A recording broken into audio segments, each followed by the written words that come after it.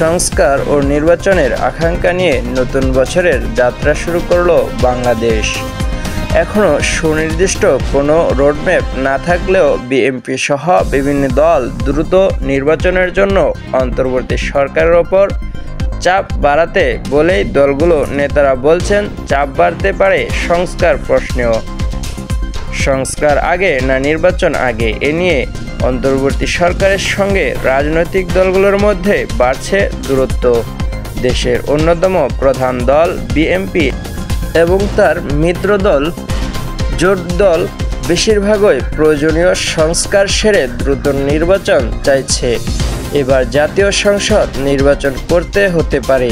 এ বিষয়ে একটি তথ্য দিলেন প্রধান উপদেষ্টা প্রেস সচিব শফিকুল আলম। বলেন, আগামী নির্বাচন কবে হবে তা নির্ভর করে রাজনৈতিক দলগুলোর উপর।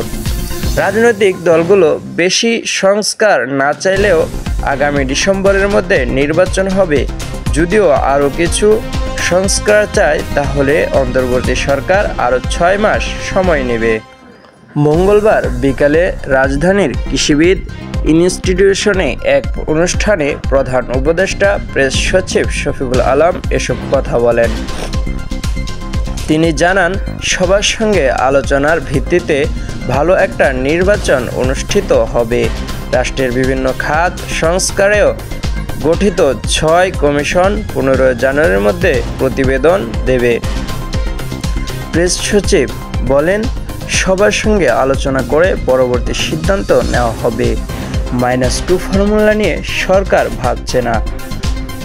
শফিকুল আলম বলেন, লুটপাট, দুর্নীতি ও জুলাই আগস্টের গণ অভ্যুত্থানে জড়িত ব্যক্তিদের রাজনীতি করার কোনো অধিকার নেই।